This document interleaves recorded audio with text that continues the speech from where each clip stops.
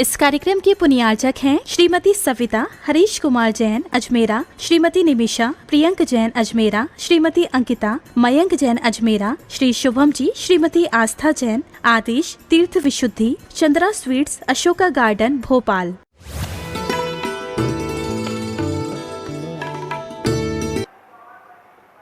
अंतिम निर्देश वर्धमान स्वामी के शासन में हमसे विराजते हैं और उनकी यह पावन पीयूष देशना हम सभी के लिए परम उपकारी। अनादिकाल से हमारी इस आत्मा में जो जन्म, जरा और मृत्यु रूपी रोग लगे, उन रोगों का उपशमन करने वाली कोई परम औषधि है तो वह एकमात्र यह जिनवाणी। भव्यात्मा, कुछ दिनों से हमने अपने स्मार्ट जीवन की यात्रा स्टार्ट की थी। देखते देखते हम उस मध्य के पड़ाव तक पहुंचे जहां से हमने यात्रा प्रारंभ की थी। वास्तव में जीवन में व्यक्ति ने बहुत सारी यात्राएं की होगी, पर अपने ही जीवन की, अपने ही जीवन को समझने वाली, अपने आप को, अपने जीवन को स्मार्ट कराने वाली शायद ये पहली ही यात्रा। हमने प्रारंभ में अपने स्मार्ट जीवन के स्ट्रेंथ को समझा कि मेरी शक्ति क्या है। मैं अगर साधु हूं तो मेरी शक्ति क्या, अगर मैं श्रावक हूं तो मेरी पहचान क्या। दोनों अपेक्षाओं से हमने अपनी स्ट्रेंथ समझी, शक्ति समझी। फिर स्ट्रेंथ समझने के बाद उस स्ट्रेंथ को हम मैनेज कैसे करें, उस शक्ति को संचालित करने का, मैनेज करने का भी हमने प्रयास किया, समझने का प्रयास किया। अब हमें मध्य में पहुंचना था, चाहे शब्द का मध्य हो, चाहे ग्रंथ का मध्य हो, चाहे हमारे जीवन का मध्य हो। ये मध्य की ही बात आज हमें समझनी है।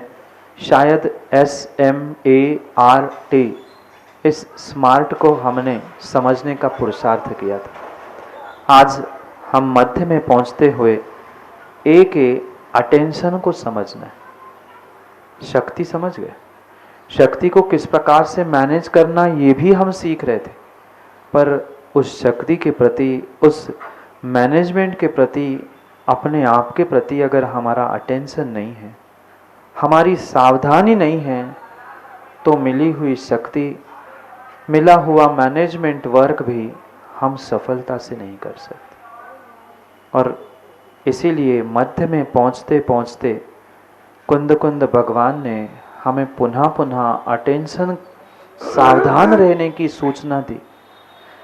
तुमने अपनी स्ट्रेंथ को प्राप्त करते हुए अपने जीवन को मैनेज करना तो सीख लिया, श्रावक भी बन गए, साधु भी बन गए, पर श्रावक और साधु बनने के बाद भी पुनः पुनः आप सावधान बनते रहो, तभी तुम्हारे जीवन में कुछ समाधान मिल सकता है, अन्यथा नहीं।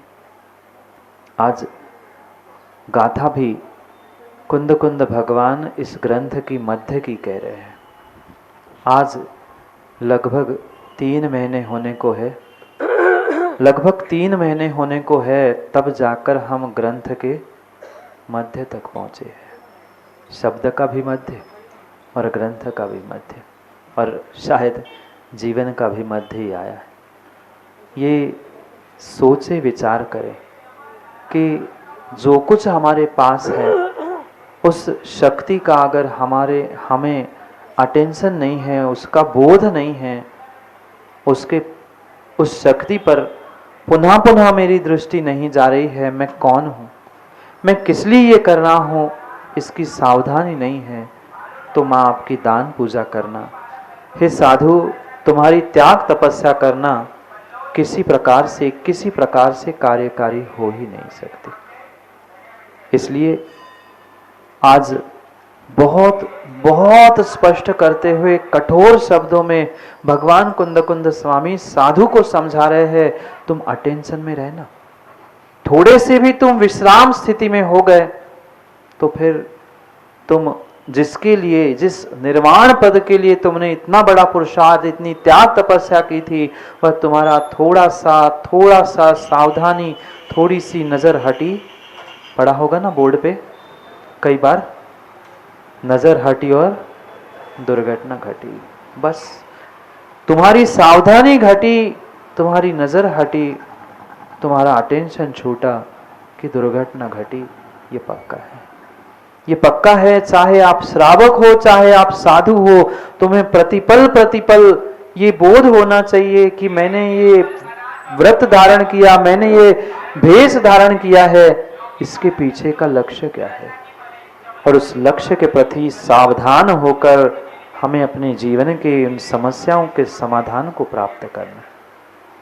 क्या करें, क्या करे? भेष तो आज कोई भी प्राप्त कर लेता, कोई भी भेष प्राप्त कर ले। 16 के वस्त्र पहन लिए, पूजा अभिषेक करने पहुंच गए, बहुत बड़ा दान दे दिया, व्यक्ति ये समझता है मैं धर्मात्मा शायद बन गया।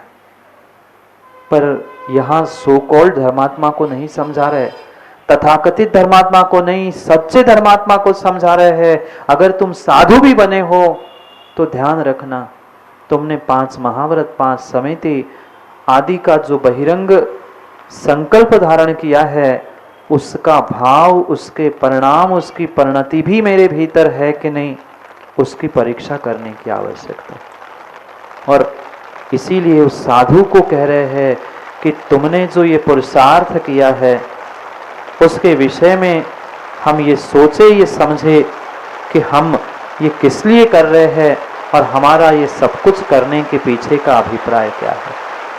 क्योंकि जब तक ये रहस्य मुझे समझ में नहीं आएगा, तब तक ये जीवन का आनंद हम कभी भी अपने इन स्थानों को, इन पर्यायों को प्राप्त करके नहीं कर सकते।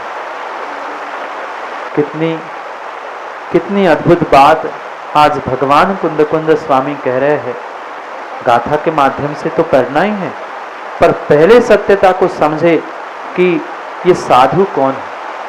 क्योंकि बाहर की साधना और बाहर की तपस्या करना भिन्न विषय है, पर अंतरंग के परिणामों के साथ उस त्याग तपस्या को प्राप्त कर लेना, ये बहुत बड़ी बात। साधु तो कई सारे आपने देखे होंगे, क्यों अनिल? साधु तो आपने कई सारे देखे होंगे, पर साधु वही होता है, वास्तव में साधु वही होता है जिसको देखकर, जिसके दर्शन के साथ साथ असाधु के भी भाव साधु बनने के हो पाते। पर अगर किसी प्रकार से उस साधु की साधुता को हम नहीं समझ पाए, अपने भीतर के उन परिणामों को नहीं समझ पाए, तो तुम्हारा भेष धारण करना, तुम्हारी मात्र क्रियाओं को दोहराते रहना, ये किसी भी प्रकार से सार्थक हो नहीं सकता। क्या करें?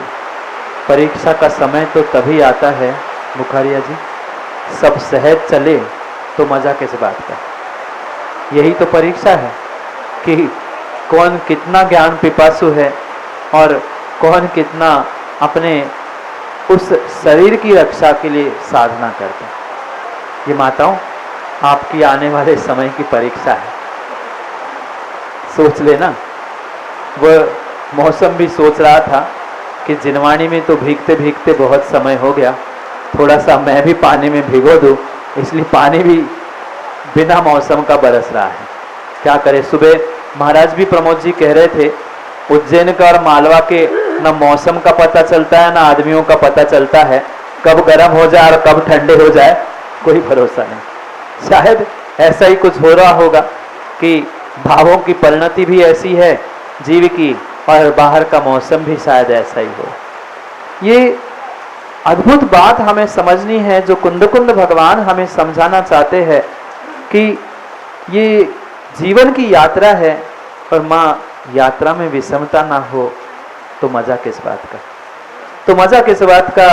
यही तो मार्ग पर चलने की और मार्ग को समझने की आनंद की वास्तविकता है कि कितनी कितनी विषमता होने पर भी वे धरती के देवता, वे साधु अपनी चर्या से किसी प्रकार से हिलते नहीं हैं, क्योंकि वास्तव में साधु वही होता है माँ, साधु वही होता है जिस साधु को देखकर असाधु के भी भाव साधु बनने के हो, वही वास्तव में साधु होता है। बाहर का दिखावा तो हर जगह मिल जाए, भेष के साधु तो आपको सर्वत्र मिल जाएंगे, पर उन साधुओं को देखकर अगर हमारे भाव नहीं संभल पा रहे हैं तो जीवन में ध्यान रखना वह साधु की साधुता नहीं। भले ही जो साधु बने हैं, जिन्होंने साधु भेष धारण किया है, आज इन शब्दों को सुनकर, कुंद कुंद भगवान के शब्दों को सुनकर कुछ विषमता या विसंगति लगेगी कि कुंद कुंद स्वामी ऐसा क्यों कह रहे,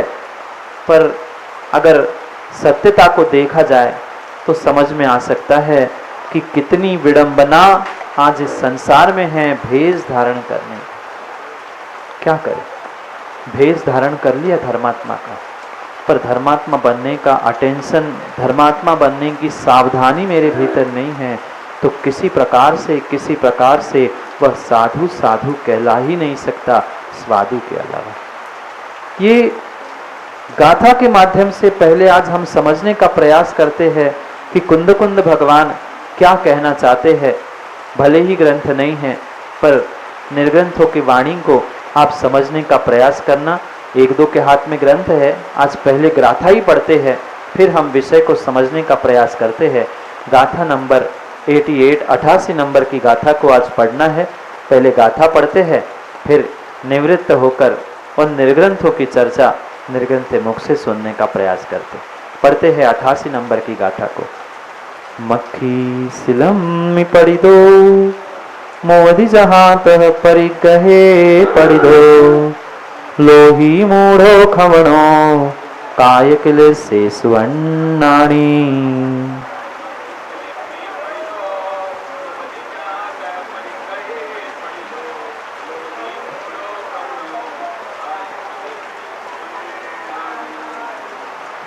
मूढ़ो, उस साधु के लिए, उस श्रवण के लिए भी कुंद कुंद भगवान कह रहे हैं मूढ़ो।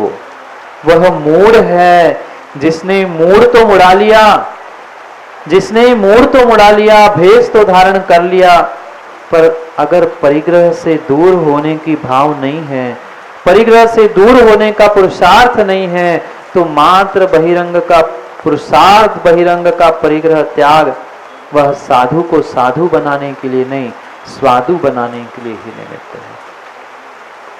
वास्तव में ऐसी परिणति, ऐसा परिणाम जीव का होना चाहिए जिससे उसके भावों की, स्वयं की तो विशुद्धि बने ही, पर सामने वाले असाधु को, पापी को भी लगे कि नहीं, मैं भी जीवन में साधु बनूं।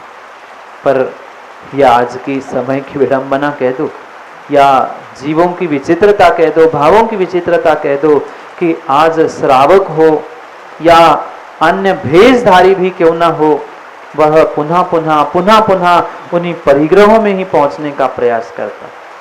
साधु के लिए मात्र 3 और 3 ही परिग्रह कहे हैं, जो पिछी, कमंडल और जो उपकरण कहे हैं, वो ही उपकरण ही उस जीव के लिए परम उपादेय हो सकते हैं, अन्य तो फिर कहना ही क्या हुआ।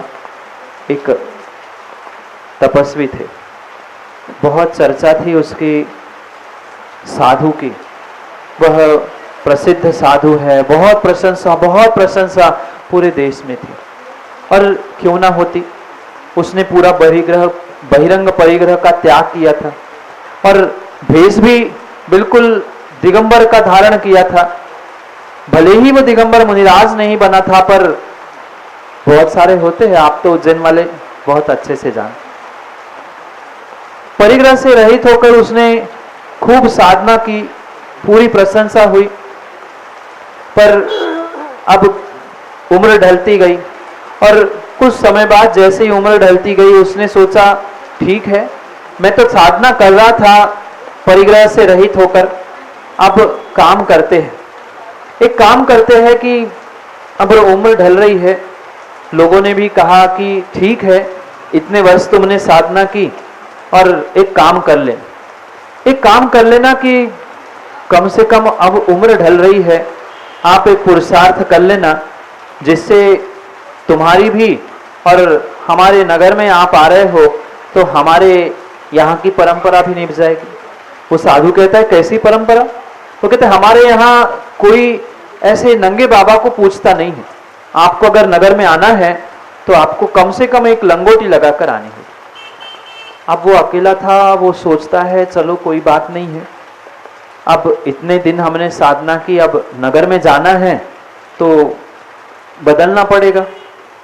ये ध्यान रखना, आप हमेशा ही जिनेन्द्र जी एक किसी को दोष देते हैं, पर जीवन में माँ ताली कभी एक हाथ से नहीं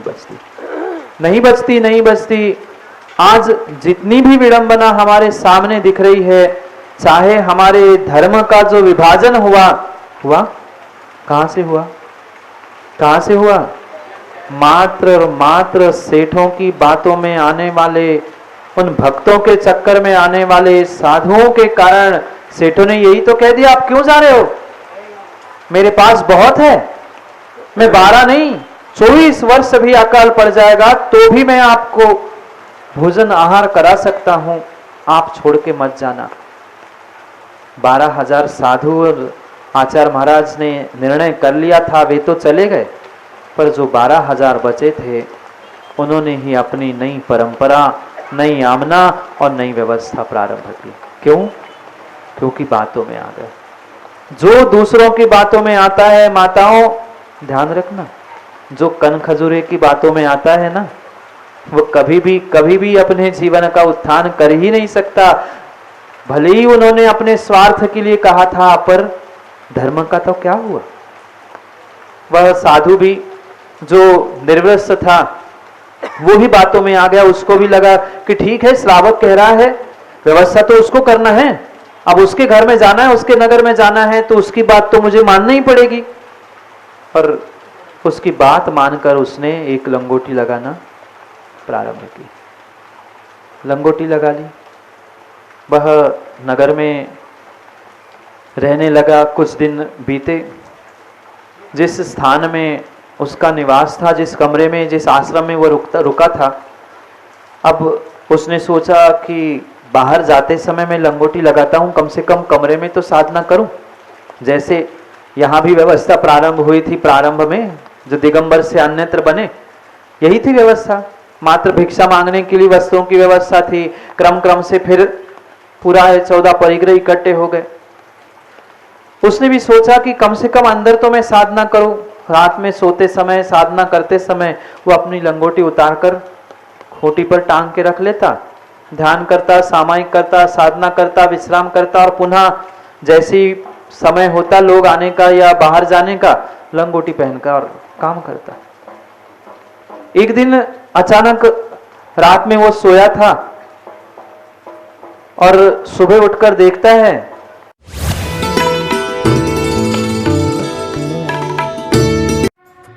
इस कार्यक्रम के पुण्यार्चक थे श्रीमती सविता हरीश कुमार जैन अजमेरा, श्रीमती निमिषा प्रियंक जैन अजमेरा, श्रीमती अंकिता मयंक जैन अजमेरा, श्री शुभम जी, श्रीमती आस्था जैन, आतिश तीर्थ विशुद्धि, चंद्रा स्वीट्स, अशोका गार्डन, भोपाल।